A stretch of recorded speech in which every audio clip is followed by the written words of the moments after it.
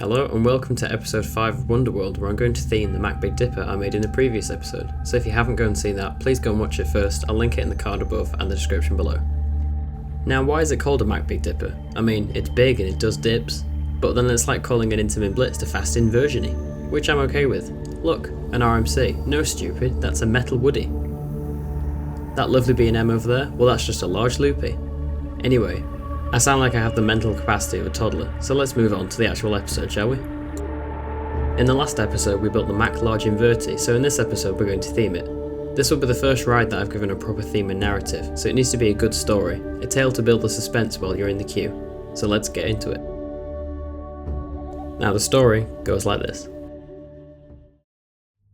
A long time ago, a family lived in a castle on this very land before it was abandoned and turned into a theme park. There were always stories from the locals about strange goings on, but nothing was ever found, just rumours and tales. But when the family mysteriously abandoned their home, the stories and theories only grew more wild and frequent. After a few years, a small group of people, determined to find the cause of the stories, would visit the land in the cover of night to perform experiments. They found this area to be the source of the problem. Energy readings were always fluctuating and their equipment would always fail around here for no reason. When investigating the area, they found a large abandoned shed that was overgrown and hidden. After they got inside, no one would be prepared for what they found. All that lay inside was a small machine, rusted and damaged. It lay in the room alone, with nothing but a note. Protect this machine at all costs. It should never be moved and remain sealed away for all eternity. Ignoring this anonymous request, the group continued to sneak back into the land every night and experiment with the machine, trying to get inside it and gain access to its secrets. But no matter how hard they tried, they couldn't get inside. The only notable piece of information about the machine they could find was its weight. The contraption was about 1 meter tall and 1 meter wide, and was constructed entirely of metal that was very dense, but weighed very little. The whole thing could be lifted by a child. After a few months of their experimentation, they moved it up a level in the shed, ignoring the request of the note. That night, still frustrated about the lack of knowledge they had on the machine, they went home again. But that night, the box became unsettled. The next night, the group returned and noticed that the box had revealed a red button under a rusted panel that had fallen off. A member of the group goes to press the button, but the others hold them back. They think it is more wise to investigate the object further before activating it, because who knows what could happen if they pressed it. Like all the other nights, the group went home, except for one member. They returned after everyone else had left, and they pushed the button. Now, over 100 years later, you're invited back to the site to explore the effects of the machine. Well, if that doesn't spook the shit out of you, then you're clearly as deranged as I am. Just like the previous coaster, I'll need your help naming this ride. And now you know the story, you can give it a great name in the comments below. I'd like something short and along the same lines as Voltron, but it needs to fit in with the theme I've just given you, so you've got quite the challenge and I can't wait to see what you all come up with.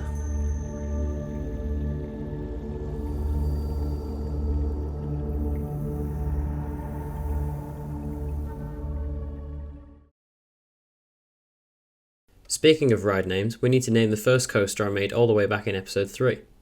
So the name I've chosen is Wonderworm. I really like this name, it's nice and simple, and because it's the first coaster in the park as well, it's not going to have the same theme and narrative as the other coasters, so Wonderworm, nice and simple, it works quite well, so thank you very much for that name.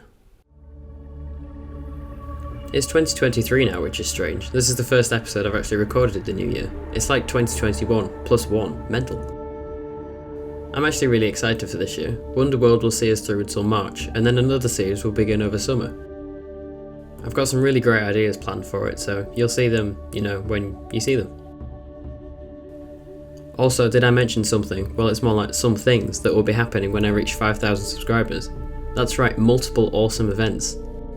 There will be that awesome video where I make a video where I get you all to and then there'll be that one thing where you all It's going to be really cool, so if you haven't already subscribed, please do and help us get to that amazing 5,000 subscribers.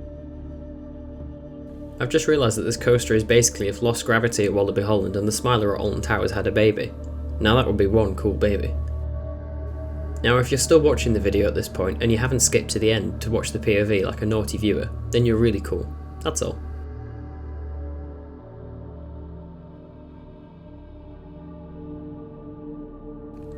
Now I'm sure you've noticed that about 50% of this episode is going to be me placing these lovely TMTK corrugated metal pieces. These just help to provide the perfect aesthetic for the shed that I wanted. Basically, like you heard in the narrative, this shed is supposed to have been here for a long time, so I need to make it look that way. There might have been a few efforts to repair it over the years, but it needs to look like it's well over 100 years old. And the main thing that's probably going to help with that is all of this foliage you've seen. Obviously this site has been abandoned for the most part of that 100 years, so it needs to look really abandoned and overgrown. Some parts of inspiration I'm taking for this are the queue line and station building for 13 at Alton Towers, whereas that's kind of like an old abandoned building, almost like a castle, that looks like it's been at Alton Towers for a while because of how decayed and overgrown it is. Now I had so much fun building this coaster, and the people that would know that more than anyone will be the channel members. That's because at least every other day, some of the times every day, I've been putting a photo on the YouTube members channel page of updates of this coaster as I've been going along and making it. These have included shots of theming pieces and me asking for opinions and stuff on building things, like the thumbnail for this very episode. So if you'd like to support the channel and the chance of having a bit more input in videos, then please consider becoming a member. Your support is always very greatly appreciated. After doing most of the foliage, I worked my way inside to the actual show buildings. Now the second the coaster comes out of the station, it does a full inversion, and I wanted this experience to be as confusing as possible, so I did loads of misters. And if you didn't already have enough of me doing triggers last episode, there's even more in this one. Like with this one here, because of how light can bleed through certain structures in Planet Coaster, I made it so that it's nighttime for when you go into the show buildings.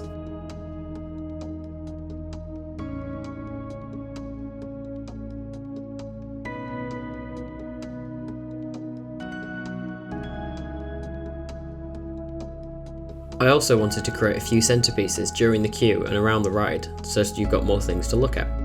Like this one here being an overgrown car, that could have potentially belonged to one of the group members who did experiments at the site.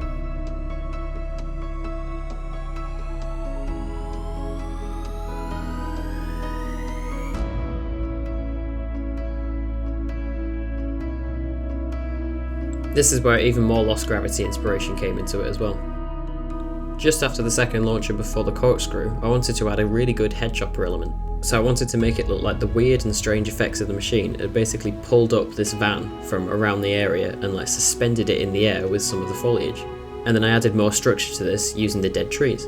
Obviously in real life this would work the same way as most of the foliage does around the Avatar area at Disney's Animal Kingdom, where underneath all the planting it's actually just steelwork. I had to become a little bit more creative than usual when making the backstage area for this ride. The way the station is situated quite high up because of the first inversion would make it hard for ride operators and maintenance staff to get the trains down so that they could be removed from sight. So as an extension of the transfer tracks, I added this lift system.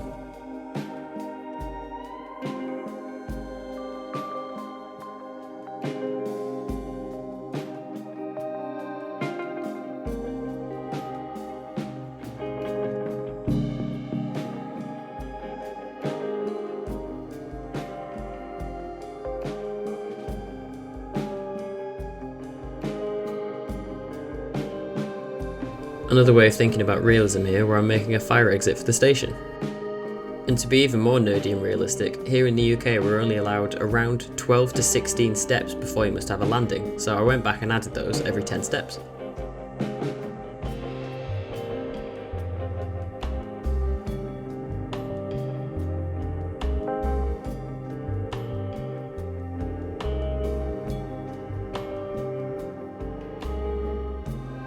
And then as usual, I made my own custom ride operator booth.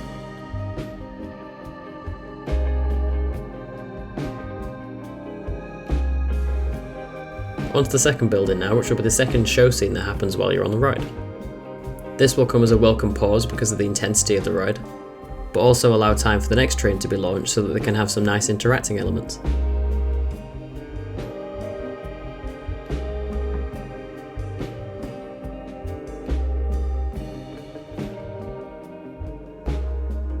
Again with this building, I kept the same design aesthetic going with having the corrugated metal roofs and walls, and then adding foliage afterwards to show that it's overgrown. The next part I moved on to was adding a restaurant food unit into the area. This wouldn't be one of the park's larger food units like the ones on Main Street, but would instead offer a nicer place to sit to immerse yourself in the area and watch the coaster go by.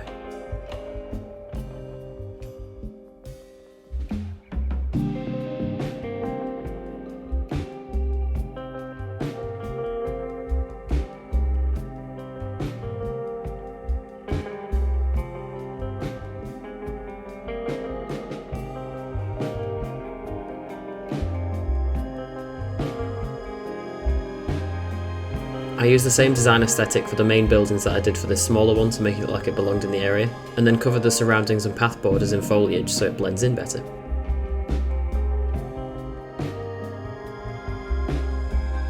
I then added these lights that made them look like they were just as old as the area, just made with a simple pole and an oil lamp on top.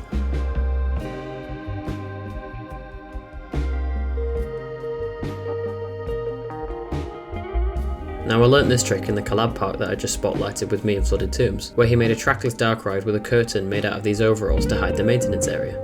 I thought the effect worked really well and it was really convincing, so I've used it here in the maintenance area for this coaster.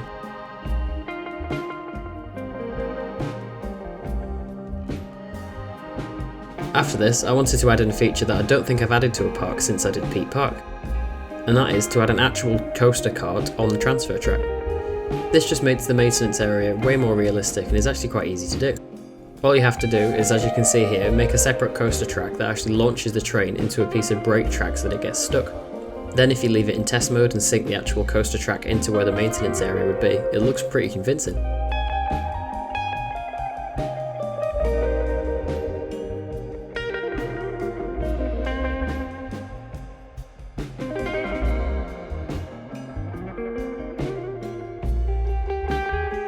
And continuing the theme of the machine doing weird things to the area, I added another vehicle that was a little bit further out the way and had more foliage and branches entangled in it.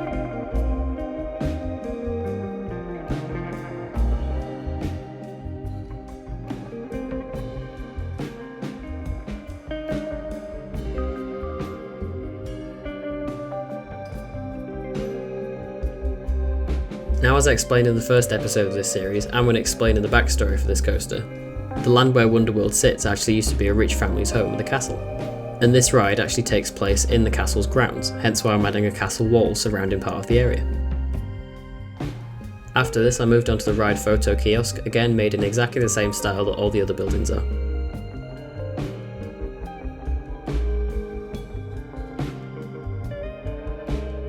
Then I moved back inside the station building and added retracting doors in and out of the station. Now I did this for several reasons. The first one just being safety, as of when you come out of the station there being a big drop, there would actually be quite a large drop that guests could potentially fall down, so this door prevents that. And the second reason, a lot like Black Mamba at Fantasialand, I wanted the train to pull into complete darkness in the last block section when the ride's finished. Like I mentioned in previous episodes, audio is going to be a really large part of this park, and creating the storytelling experiences within it. Each area, just as you can see here, will have its own soundtrack, so I'm placing speakers all around the actual ride area, the queue, and the station building.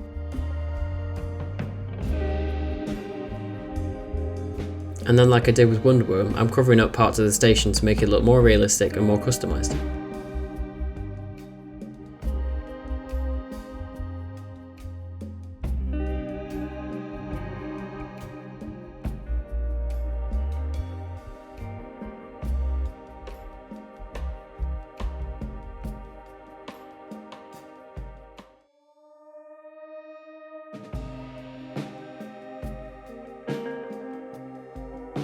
And then one of the last finishing touches, we have night lighting.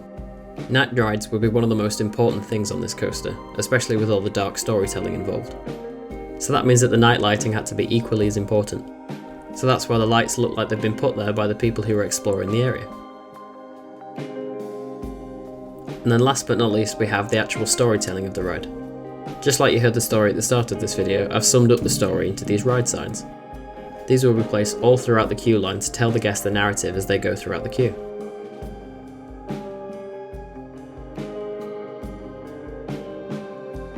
Once I'd written out all the lines for each individual board, I moved them into the queue and submerged the sign into the board so that you could only see the text. That's all for this week. Next week we're building a thing. That's right, you heard, another thing. Said thing being another coaster. I'll leave you with the POV and a tease for that coaster. And with that, this episode's complete. Thank you for watching once again, and I'll see you next week. Bye bye.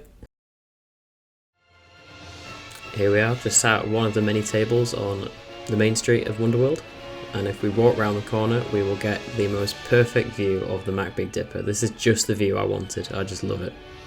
So we'll make our way into the area.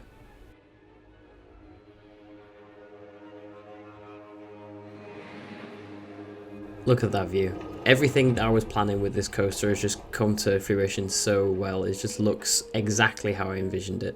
I love how you can hear the different change in audio when you come into the area as well, and it's a lot more immersive, this part, because of how I've built up the trees around it. More immersive than Main Street anyway, but yeah, I love it. I can say I love my own work, can't I? So this area here is the eating area, like eatery, the area where you eat, yeah. So I like how this has turned out, like with the dirt path and everything. But your eyes are just drawn to the coaster straight away, especially with the interlocking part of the inversion coming out the second launch and the first inversion as well. Not first inversion, second inversion. It's my own coaster and I can't even remember the order of the inversions, but yeah, anyway, we will walk through the queue once that's done its cool spinniness.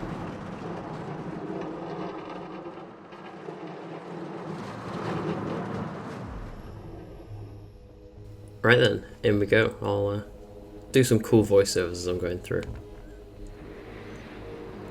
Just a reminder that this coaster needs a name to put on that nice sign, so get commenting.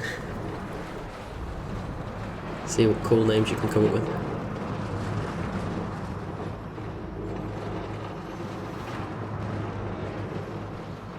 A long time ago, this land was owned by a rich family who lived in a castle. I love that airtime hill. The supports look so jank, but I love it. There were always stories of mysterious occurrences on the land.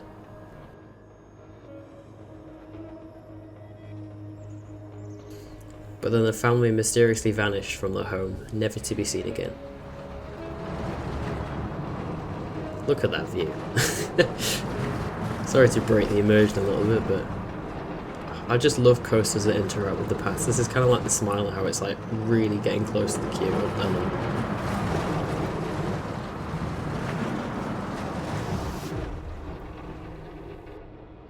it. Tales of horror only grew stronger with time as the castle was left to rot.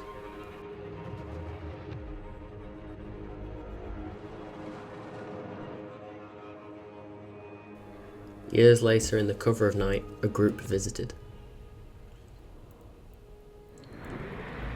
Determined to find the cause of the stories, they performed experiments. I'm getting some good timings with this coaster coming past. They found this area to be the source of the entity. Nice head chopper there, lovely.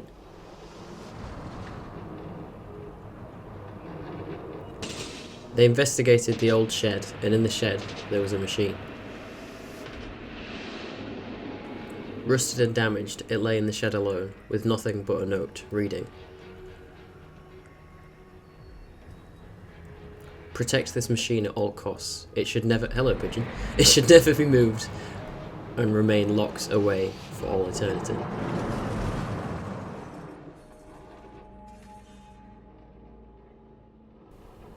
Ignoring the anonymous request, the group experimented further.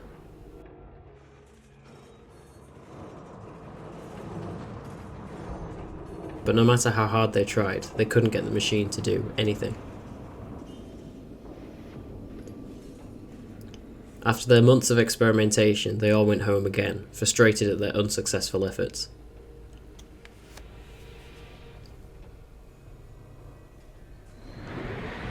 But one night, after they left, the machine became unsettled.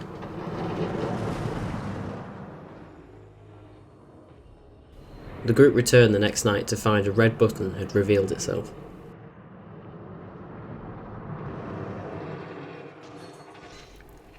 The group wisely decided to leave the button alone, as who knows what it would do. Later that same night, one member returned, and they pushed the button.